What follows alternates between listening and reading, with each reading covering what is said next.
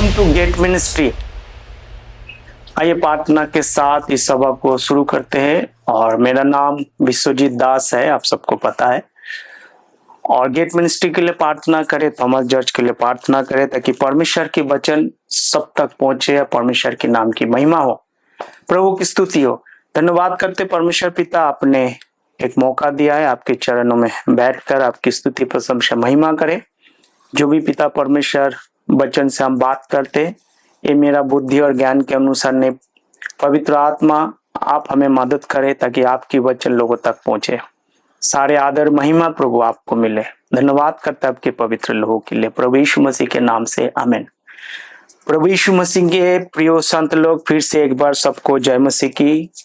आपको स्वागत है गेट मिनिस्ट्री में। लगातार परमेश्वर आपको आशीष दे रहा, मेरा विश्वास है। पिछले दिनों में हम प्रेरितों के काम के पुस्तक में से देखे थे, आज भी प्रेरितों के काम दूसरी पुस्तक को हम पढ़ेंगे और उसमें से सीखेंगे। उसकी दूसरी अध्याय हम 30 आयत से देखेंगे, 31 आयत से देखेंगे और आगे बढ़ेंगे और देखेंगे परमेश्वर आज हमसे क्या बात करना चाहते हैं। आइए हम पढ़े परमेश्वर की वचन और परमेश्वर के नाम की महिमा हो। उसने होने वाली बातों को पहले ही से देखकर मसीह की जी उठने के विषय में भविष्यवाणी की ना तो उसका प्राण अधोलोक में छुड़ा गया और ना उसकी देह सड़ने पाई।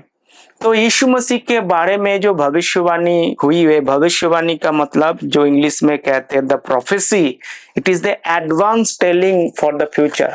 मतलब भविष्य में जो कुछ भी होने वाले पहले से बताना, इसको भविष्यवाणी कहा जाता है। और परमेश्वर की वचन में लिखा है, ये प्रभु यीशु मसीह के बारे में लिखा हुआ है, उसका शरीर क्या होंगे, सड़ेंगे नहीं परंतु वो जी उठेंगे, इसके बारे में बताया जा रहा है। तो यीशु मसीह के बारे में भविष्यवाणी किया हुआ है कि यीशु मसीह क्या करेंगे, आके और किसको बचाएंगे, अपने लोगों को बचाएंगे और परमेश्वर के नाम की महिमा करेंगे। उसके नाम कौन को बचाने के लिए? प्रभु यीशु मसीह यहूदियों को बचाने के लिए, अपने लोगों को बचाने के लिए आया। आगे की ओर बढ़ते हैं। उसी यीशु को परमेश्वर ने जिलाया, जिसके हम सब गवाह है। तो कौन है गवाह? AITII, आंखों के सामने वो गवाह दे रहा है। क्या कह रहे? गवाह कौन होता है? जो अपने आमने सामने देखते हैं कि परमेश्वर ने प्रभु यीशु मसीह को क्या किया है, जिंदा उठा लिया। मतलब उनका जिंदा हो जाने के बारे में यहां पर कह रहा है। 33 आयत, इस प्रकार परमेश्वर के दाहिने हाथ से सर्वोच्च पद पाकर और पिता से पवित्र आत्मा में प्राप्त करके जिसको प्रतिज्ञा की गई थी, उसने ये उड़ेल दिया है जो तुम्हें देखते और सुनते हो। तो सबसे परमेश्वर ने क्या किया है, पवित्र आत्मा क्या किया, वो कह रहे जो तुम देख रहे हो और सुनते हो। यहाँ पर पतरस कह रहे सर्वोच्च पद पाकर परमेश्वर ने दाहिने हाथ में जाके वो बैठ गया है। यही पतरस इस बात को कह रहा है कि यीशु मसीह जो भविष्यवाणी करके रखा हुआ था, भविष्यवाणी कहाँ करके रखा हुआ था? हम चले यूहन्ना जो सुसमाचार उसकी 14 अध्याय को जब हम पढ़ते हैं, वहां पर क्या कहते हैं, मैं पिता के पास जा रहा हूं और तुम्हारे लिए क्या करूंगा, तुम्हारा मन व्याकुल ना हो, परमेश्वर पर विश्वास रखो। यूहन्ना जो सुसमाचार उसकी 14 अध्याय 1 आयत। और मुझ पर भी विश्वास करो, मेरे पिता के घर में बहुत से रहने का स्थान है, यदि ना होते मैं तुम्हें कह देता, क्योंकि तुम्हारे लिए जगह तैयार करने मैं जाता हूँ। और यदि मैं जाकर तुम्हारे लिए जगह तैयार करूँ तो फिर आकर तुझे अपने वहां ले जाऊंगा कि जहां मैं रहूं और वहां तुम भी रहो। जहां मैं जाता हूं तुम जानते हो से प्रभु। तो यहाँ पर यीशु मसीह क्या कह रहे हैं, मैं जा रहा हूँ और तुम्हारे लिए जगह तैयार करने जा रहा हूँ। यदि मुझ पर प्रेम रखता हो तो मेरी आज्ञाओं को मानो। तो यीशु मसीह क्या कह रहा है, यहाँ पर एक भरोसा दिला रहा है। जब यूहन्ना सुसमाचार उसकी 14 अध्याय में क्या कह रहा हो, मैं जाके क्या करूंगा, पवित्र आत्मा को तुम्हारे लिए भेजूंगा। जब इसको आप पढ़ोगे तो आपको और समझ में आए। यीशु ने उससे कहा ओके। तो प्रियो, मैं यहाँ पर यही बात कहना चाहूंगा कि यीशु मसीह गया है, तुम्हारा मन व्याकुल ना हो। और जाके परमेश्वर ने क्या कर रहे, पवित्र आत्मा के भेजने वाला है। तो इसीलिए परमेश्वर क्या किया है, गया और वही बात को यहाँ पर बता रहा है कि 33 आयत पे, प्रेरितों के काम उसकी 33 आयत 34 आयत, क्योंकि दाऊद तो सड़क पर नहीं चढ़ा, परंतु आप कहता है प्रभु ने मेरे प्रभु से कहा मेरे दाहिने बैठ। तो दाऊद सड़क पर नहीं चढ़ा। दाऊद कहाँ है, वो स्टोरी हमको पता है, आप जानते भी होंगे। एक धनी व्यक्ति और लाजार जो गरीब व्यक्ति के बारे में, दोनों का एक दिन मृत्यु हो जाते हैं। 16 अध्याय जब लूका सुसमाचार को पढ़ते हैं तो क्या होता है, वहां पर दोनों के दोनों जो है अब्राहम के गोद में पहुंचते हैं। कहाँ पहुंचते हैं, अब्राहम के गोद में। परंतु जब दोनों पहुंचते, एक तो अनंत काल की नरक के लिए जाते हैं, एक अनंत काल की स्वर्ग के लिए जाता है। जो अब्राहम के गोद है उसको आप स्वर्ग भी आप कह सकता है, ब्लूजम ऑफ अब्राहम कह सकता है, इंग्लिश में उसको पैराडाइज कहते हैं। किंग जेम्स वर्जन के अनुसार जहां अब्राहम की गोद है वो पैराडाइज करते हैं। बाइबल में पैराडाइज के बारे में 3 जगह के बारे में बताया गया है। अब्राहम के गोद को भी पैराडाइज कहते हैं, और जो है हम देखेंगे, मेरे साथ आप निकल सकते हैं, लूका सुसमाचार उसकी 23 का 43, and Jesus said unto them verily I say unto thee today thou shalt be with me in paradise। यीशु मसीह क्या कह रहे, आज तू मेरे साथ स्वर्ग लोक में होंगे। तो जब यीशु मसीह और दोनों डाकुओं को जब वहां पर क्रूस पे रखा गया था, तो यीशु मसीह कहता है आज तू मेरे साथ पैराडाइज में होंगे। तो यीशु मसीह मरने के बाद जब उनको क्रूसिफिक्शन हुआ, उसको जब कब्र में रखा, आज बोलेगा तो आज का ही दिन होता है। कहाँ जा रहा है, सबसे पहले परमेश्वर पे रखा और वहां पर अब्राहम की गोद में पहुंचते हैं, जिसको पैराडाइज कहता है। आज तू मेरे साथ पैराडाइज में हुए, जिसको अब्राहम की गोद कहलाते हैं, वहां पहुंचे हैं, जिसके बारे में प्रमाण हमें मिलता है लूका सुसमाचार उसकी 23 का 43 आयत 23:43, लूक 23:43। तो यहाँ पर क्या कहते हैं, 34 आयत को कहते हैं दाऊद अब तक स्वर्ग में नहीं चढ़ा है। तो प्रिय, किसी लोगों को, बहुत सारे लोगों को धारणा है कि जो है सब लोगों को, आप एलाइजा के बारे में कहते हैं कि एलाइजा जो है स्वर्ग में चढ़ गए हैं। यीशु मसीह क्या कहते हैं, अभी तक कोई भी स्वर्ग में नहीं चढ़ा, केवल पुत्रो आया और पुत्रो गया, उसके अलावा कोई अभी तक स्वर्ग में नहीं चढ़ा। तो यहाँ पर क्या कहते हैं, यहाँ पर एलाइजा के बारे में कहता है कि वो स्वर्ग में चढ़ा गया। जब बाइबल में हम देखते हैं, आप स्वर्ग का 3 पार्ट है। पहली पार्ट हेवन कहते हैं, जहां पर पक्षियां और चिड़िया और जो हवाई जहाज उड़ते हैं उसको हम क्या कहते हैं, आकाश, और वो भी हम स्वर्ग कहते हैं। तो हेवन कहते हैं उसको। फिर दूसरे हेवन है, फिर तीसरी हेवन है। तो प्रियो, यहाँ पर जब हम पढ़ते हैं तो मेरे साहब आप निकाले दूसरी राजा उसकी 2:11 आयत। वो चलते चलते बात कर रहे थे कि अचानक एक अग्निमय रथ और अग्निमय घोड़ा ने उनको अलग कर दिया और एलिया बाउंडर में होकर स्वर्ग पे चढ़ गया। तो लोगों के धारणा है कि एलिया को कहाँ ले लिया गया है, स्वर्ग में ले लिया, वो जिंदा उठा लिया है। अच्छा जी, ये लोगों का धारणा है, लोग तर्क देते हैं। अगर दाऊद राजा नहीं चढ़ा है तो एलिया कैसे चढ़ सकते हैं? प्रियो, इसके बारे में आपको ध्यान से समझना है बाइबल क्या बताती है, क्योंकि आप कथा सुनकर, कहानी सुनकर आप जो सच्चाई आपके सामने आने वाला है। अभी आप मेरे साथ निकालिए 2 क्रॉनिकल, दूसरे इतिहास उसकी 21 का 12 से लेके 15 आयत तक। अगर एलिया को स्वर्ग में चढ़ा लिया गया तो यहाँ पर आपको क्या मिलते हैं, एलिया ने एक पत्र लिखता है। अगर वो स्वर्ग में चला गया, पत्र कैसे लिख सकता है? हाँ, वो भी दूसरी इतिहास, पहली इतिहास चला गया, पहला राजा, दूसरी आता, वो बाद में पत्रों कहाँ से लिख सकते हैं फिजिकली?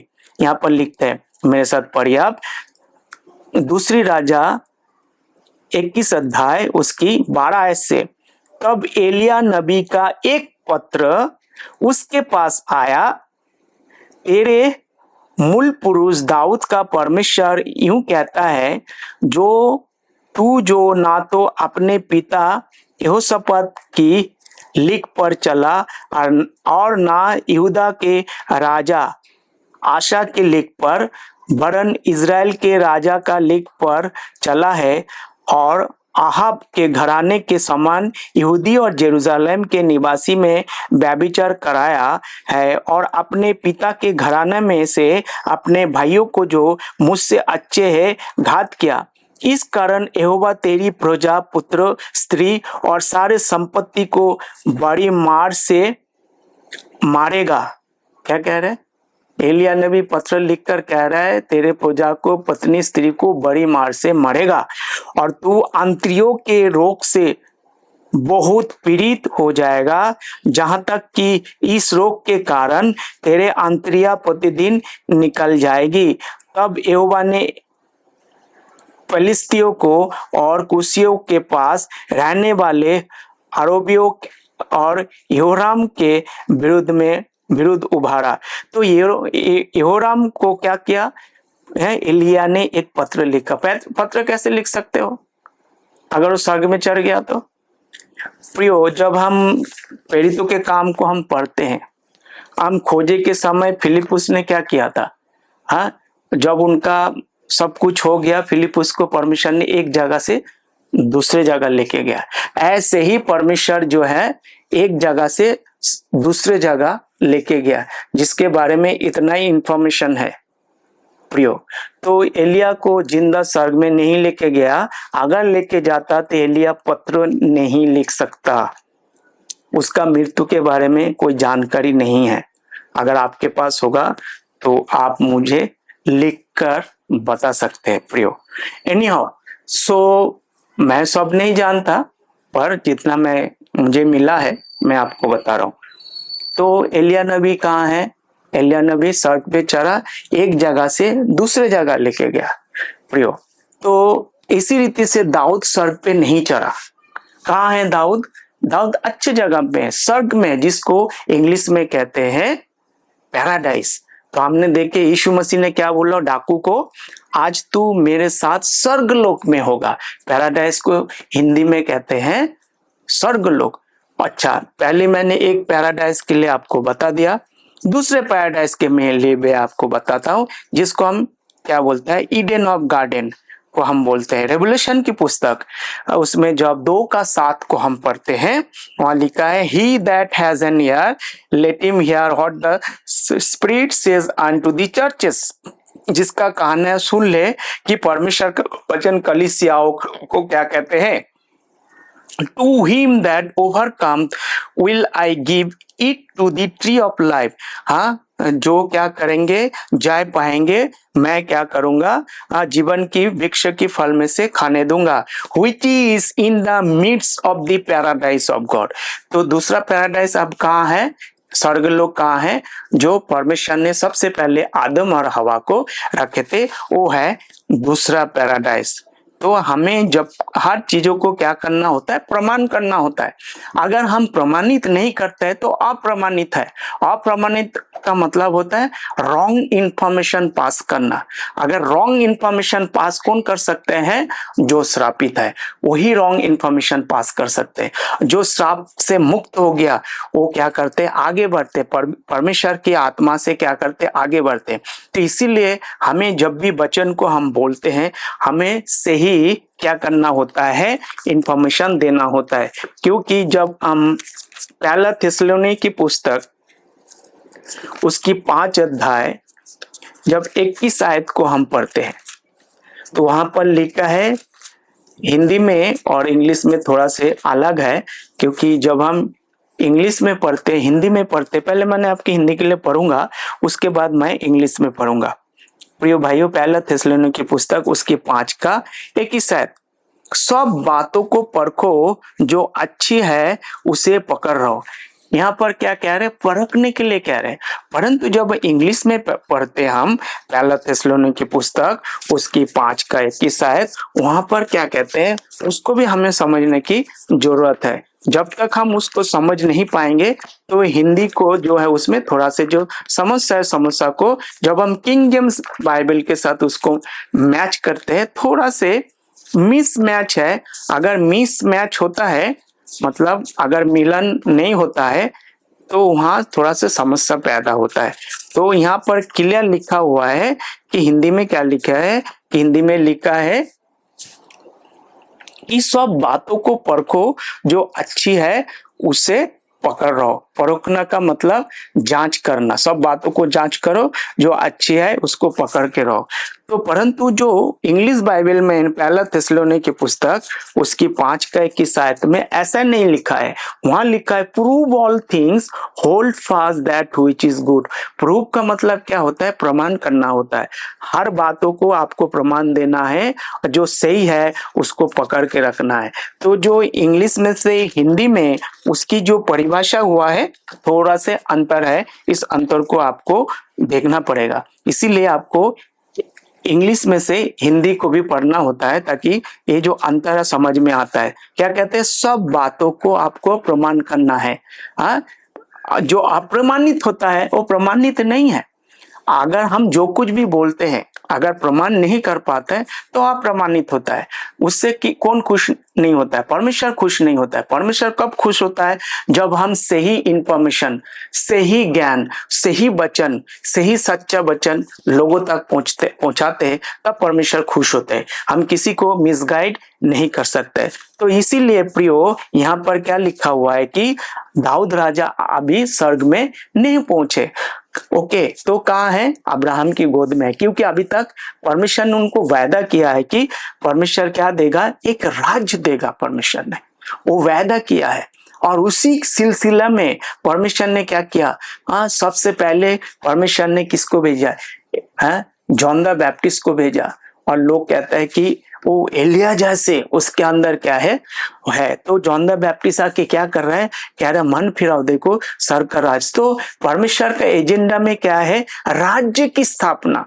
उस राज्य की स्थापना के लिए परमेश्वर ने वायदा किया है और उस सिलसिला में पहले जॉन द बैप्टिस्ट को भेजते हैं, फिर प्रभु यीशु मसीह के आके भी वही प्रचार करता है स्वर्ग का राज्य निकट है। फिर 12 चेले आके वही प्रचार करते हैं स्वर्ग का राज्य निकट है।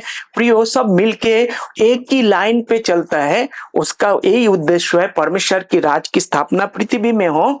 इसीलिए परमेश्वर ने क्या किया है, अब्राहम से वायदा किया है कि मैं तुझे एक राज दूंगा। जब हम पढ़ते हैं उत्पत्ति की पुस्तक उसकी 12 अध्याय को जब हम पढ़ते उसमें 1, 2, 3 आयत को जब वहां क्लियर लिखा हुआ है और उसी को पूरा करने के लिए परमेश्वर क्या कर रहा है, इस काम को कर रहा है। यहोवा ने अब्राहम से कहा, अपने देश और अपने कुटुंबियों और अपने पिता के घर को छोड़कर उस देश में चला जा जो मैंने तुझे दिखाऊंगा। उत्पत्ति की पुस्तक 12 अध्याय उसकी 1 का दूसरी आयत, और मैं तुझे एक बड़ी जाति बनाऊंगा और तुझे आशीष दूंगा और तेरा नाम महान करूंगा और तू आशीष का मूल होगा। तो परमेश्वर ने क्या कह रहा है, एक बड़ा जाति उनसे बड़ा चाहते हैं और परमेश्वर उसके जरिए पूरे पृथ्वी को परमेश्वर क्या करना चाहते हैं, आशीष देना चाहते। जो तुझे आशीर्वाद दे उन्हें मैं आशीष दूंगा और जो तुझे कोसे उसे मैं साप दूंगा और भूमंडल के सारे कुल तेरे द्वारा आशीष पाएंगे। ये परमेश्वर की वायदा है प्रियो।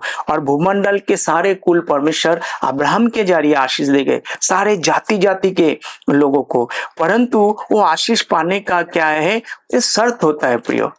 क्योंकि परमेश्वर ने जब अब्राहम को चुना था, जब अब्राहम ने विश्वास किया, विश्वास करने के बाद परमेश्वर ने उसको धार्मिक ठहराया। उसके बाद परमेश्वर ने क्या किया है, उसको एक जाति बनाया। वो बाद में है और वो जाति बना के उसका खतना करवाया 75 साल की उम्र में 8वां दिन में। खतना कराने के बाद परमेश्वर ने क्या किया है, एक जाति बनाया और 613 कानून दिया। और आपने अब जानते होंगे जब मूसा जो है, परमेश्वर ने इजराइलों को जब मिस्र देश से लेके आ रहा था, उसके साथ साथ बहुत सारे लोग अन्य जाति लोग क्या किया, इज़राइल के साथ आ गया है और ये यहूदी धर्म को ग्रहण करके उसको आशीष मिला है। क्योंकि डायरेक्ट आशीष नहीं था, आप परमेश्वर को आशीर्वाद देकर उसको मानकर ही आपको आशीष मिल सकता है उन दिनों में, परंतु ये परिवर्तन हो चुका है। तो आप वही मैं कहने की कोशिश कर रहा हूं कि परमेश्वर ने जो वायदा किया है उस वायदा के अनुसार परमेश्वर की राज की स्थापना करेंगे। उसी सिलसिला में उसी वायदा को पूरी करने के लिए परमेश्वर आ रहा है और वही काम को परमेश्वर अलग अलग तरीके से करने की कोशिश कर रहा है कि परमेश्वर की राज की स्थापना पृथ्वी में हो। तो इसीलिए दाऊद राजा कहाँ है, अभी तक सर्प के नहीं छोड़ा। ओके, हमने क्या देखा, एलिया नबी के बारे में देखा, दाऊद राजा के बारे में देखा, और हमने क्या देखा, 2 स्वर्गराज के बारे में देखा। तीसरी स्वर्गराज के बारे में हम देखेंगे, आप मेरे साथ पढ़ सकते हैं। ये दूसरा क्रंथ की पुस्तक उसकी 12 का 4, how that he was caught up into paradise. यहाँ पर भी स्वर्ग में भी क्या है, स्वर्ग लोगों को भी आप ऊपर की तरफ कहाँ है, स्वर्ग है। एक कहाँ पर है, ईडन ऑफ गार्डन में, पृथ्वी पर था वो ईडन ऑफ गार्डन। एक कहाँ है, पृथ्वी के नीचे है, जो अब्राहम की गोद कहते हैं। एक स्वर्ग लोग कहाँ है, ऊपर है, जहां पौलुस को उठा लिया गया था। पौलुस जो सपने में गए थे एंड द दर्शन के साथ गए थे, and he heard the unspeakable word which is it is not lawful for a man to utter। ये मनुष्य के लिए उचित नहीं है इस बात को बोलना। तो पौलुस क्या किया है, ऐसे शब्द सुना है जो मनुष्य के लिए उचित नहीं है। तो परमेश्वर उसको कहाँ है, दर्शन में उसको तीसरे हेवन। तो बाइबल में 3 विषय के बारे में आपको बता दिया। तो इसके बारे में तो परमेश्वर का वही बात है कि परमेश्वर का बात क्या है, राज की स्थापना करना, और उसी सिलसिले में सारे चल रहा है।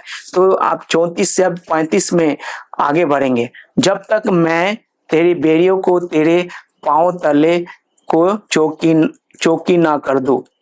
ओके, 36 है, अंत तब इज़राइल का सारा घराना निश्चिंत रूप से जान ले कि परमेश्वर ने इसी यीशु को जिससे तुमने क्रूस पर चढ़ाया प्रभु भी ठहराया और मसीह भी। तो यीशु मसीह कौन है, प्रभु भी है और मसीहा भी है। और तुमने क्या किया, पतरस कह रहे तुमने उसको क्रूस पे चढ़ाया।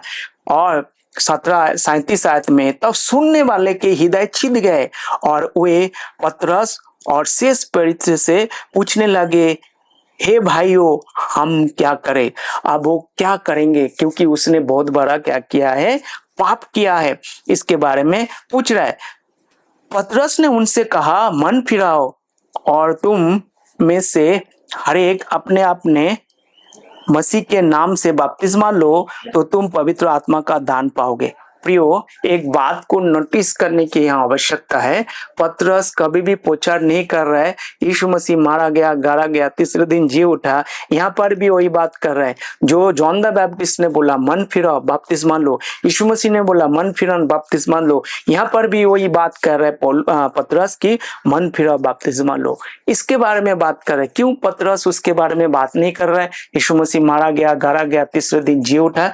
क्योंकि परमेश्वर का जो विजन है, जो दर्शन है, ये पृथ्वी भर के लिए, क्योंकि परमेश्वर ने इज़राइल को वायदा किया कि परमेश्वर एक राज उसको देने वाला है। उस राज में प्रवेश करने के लिए शुद्ध लोग वहां पर जा सकता है, विशुद्ध लोग वहां पर प्रवेश नहीं कर सकता है। इसीलिए जो कोई यीशु मसीह को मानकर बपतिस्मा लेकर शुद्ध होकर वहां पर जाएंगे, कोई भी ऐसे अंधा नहीं जाएंगे, लंगड़ा नहीं जाएंगे, गूंगा नहीं जाएंगे, टेढ़ा आदमी नहीं जाएंगे। वहां साफ सुथरा परमेश्वर के राज में सब प्रवेश करेंगे और तब परमेश्वर क्या करेंगे, पवित्र आत्मा का दान मिलेंगे। इसी बात को कह रहे हैं। 29 है, क्योंकि ये प्रतिज्ञा तुम और तुम्हारी संतानों और उन सब दूर दूर के लोगों के लिए भी है जिनका प्रभु हमारा परमेश्वर अपने पास बुलाया।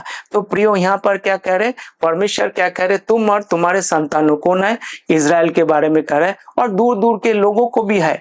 जो भी विश्वास करते हैं प्रभु परमेश्वर उसको आशीष देते हैं। खाली अंतर यही है, अंडर द ओल्ड इकोनॉमी, मतलब पुरानी नीतियों के अनुसार आपको आशीष मिलेगा। पुराना नीति क्या है, आपको यहूदी बन के आपको आशीष मिलता है, हम डायरेक्ट आशीष नहीं पा सकते प्रियो। वो इसी के दूर दूर से लोग भी परमेश्वर के, उस समय परमेश्वर के कौन सुपीरियर थे, कौन प्रियो लोग थे, इज़राइल थे प्रियो। और इस बात को यहाँ पर कह रहे हैं, परंतु आज ऐसा नहीं है, आज कोई सुपीरियर नहीं है। गलतियों की पत्री जब उसकी तीसरी अध्याय उसकी 27 आयत को जब पढ़ोगे, वहां पर आप देख सकते हैं, मेरे साथ निकालिए गलतियों की पत्री उसकी तीसरी अध्याय उसकी 27 और 28 आयत को भी हम पढ़ेंगे। क्या लिखता है देखेंगे, क्या लिखता है।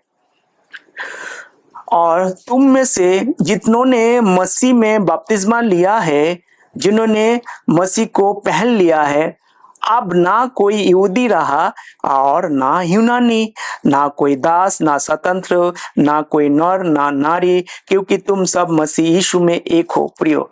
परमेश्वर क्या है, आप क्या नहीं है, ना तो कोई यहूदी है ना तो कोई अन्य जाति है। ये जो परिवर्तन हुआ है इसको कहते हैं मिस्ट्री। मिस्ट्री का मतलब गुप्त ज्ञान, रहस्य की बातें। बाइबल में दो चीजें होता है, एक रहस्य की बातें होता है, एक भविष्यवाणी होता है। भविष्यवाणी के बारे में मैंने पहले ही बता चुका था, एडवांस टेलिंग फ्यूचर, पहले से भविष्य के बारे में बताना, उसको कहते हैं भविष्यवाणी। और मिस्ट्री जो बातें होता है, ये रहस्य की बातें। रहस्य की बातें परमेश्वर ने किसी को नहीं बताया सिंस द वर्ल्ड बिगेन। ये परमेश्वर ने अपने पास छुपा के रखा हुआ है, परमेश्वर ने किसी को भी नहीं बताया। जिसके बारे में हमें लिखा गया है, तो इसके बारे में 3:21 को पढ़ेंगे, तब अवश्य है कि वो सर के इस समय तक, जब तक कि वो सब बातों का सुधार ना कर ले, जिसकी चर्चा प्राचीन काल से परमेश्वर ने अपने पवित्र भविष्यवक्ताओं के मुख से किया है। सिंस द वर्ल्ड बिगेन, परमेश्वर ने क्या किया, जब से दुनिया बना, अपने भविष्यवक्ताओं के बारे में, इसके बारे में चर्चा की। इब्रानी को पुस्तक उसकी 1:1 में लिखा है।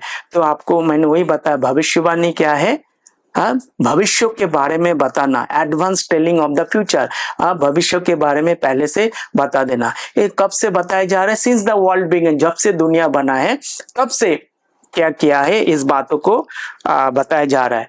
और मिस्ट्री क्या है, रहस्य की बातें क्या है, और रहस्य की बातें छुपी हुई गुप्त ज्ञान। Since the world began it was kept secret, जब से दुनिया बना है परमेश्वर ने क्या किया है, उसको गुप्त रखा हुआ है। जब एफिसियों की पत्री उसकी तीसरी अध्याय को हम पढ़ेंगे, 3 और 9 आयत को पढ़ेंगे, अर्थात ये भेद का प्रकाशन जिससे तुम पढ़कर 3:4, जिससे तुम पढ़कर जान सकते हो कि मसीह का भेद कहाँ तक समझता हो। 9 आयत पे पढ़ते हैं, और सब पर ये प्रकाश करो कि उस भेद का प्रबंध क्या है, जो सब के सृजनहार परमेश्वर ने आदि से गुप्त था। क्या था, आदि से गुप्त था। भविष्यवाणी गुप्त नहीं था, भविष्यवाणी बता दिया गया था। अरे आदि से गुप्त था, परमेश्वर ने किसी को नहीं बताया था, ये परमेश्वर ने केवल और केवल पौलुस को बताया। तो ये जो पौलुस का जो 13 किताब है, ये बाद में क्या किया है, प्रकट हुआ है। तो यहाँ पर परमेश्वर कह रहा, भविष्यवक्ताओं के द्वारा बता दिया गया है कि परमेश्वर क्या करने वाले हैं, कि यहूदियों को और उनके बच्चों को परमेश्वर, दूर दूर के लोगों को परमेश्वर को बुलाएंगे और उसको आशीष देंगे। 40 आयत, उसने बहुत और बातों से भी गवाही देकर, प्रेरितों के काम 2:40, उसने बहुत और बातों से भी गवाही देकर समझाया कि अपने आप को इस भेड़ी जाति से बचाओ। तब जिन्होंने उसका वचन ग्रहण किया, उन्होंने बपतिस्मा लिया, और उसी दिन 3000 मनुष्य को लगभग उसमें मिल गए, और प्रेरित के शिक्षा पाने और संगति रखने और रोटी तोड़ने और प्रार्थना करने ललिन में रहे। प्रियो, 300 लोग क्या किया है, 3000 लोग क्या किया, जुड़ गए। कब से, वहां पर ऑलरेडी कलीसिया था, कौन सा कलीसिया किसने बनाया? ये जॉन द बैप्टिस्ट ने बनाया, यीशु मसीह ने बनाया, भाड़ा चिल्ले ने बनाया। वो क्या किया? उसमें जुड़ गया। यहाँ पर लगभग 300 क्या किया? मिल गए, उसमें पहले से था वहां मिल गए प्रियो। तो प्रियो आगे मैं कंटिन्यू करूंगा, 43 से मैं नेक्स्ट मैं आऊंगा आपके लिए। तो मेरा विश्वास है आपने वचन को सुना। आइए प्रार्थना करें। प्रभु जी धन्यवाद करते हैं, आपने हमें आशीष दिया है, आगे भी देना। प्रभु जी गेट मिनिस्ट्री को आशीष करना, थॉमस जट को आशीष करना, सारे सेवक जो प्रभु सच्चाई की प्रचार करते हैं गेट मिनिस्ट्री के जरिए ऑल ओवर वर्ल्ड के अंदर, प्रभु सभी को आशीष करना। सारे आदर महिमा आपको मिले प्रभु यीशु मसीह के नाम से, आमीन। सबको जय मसीह की। God bless you.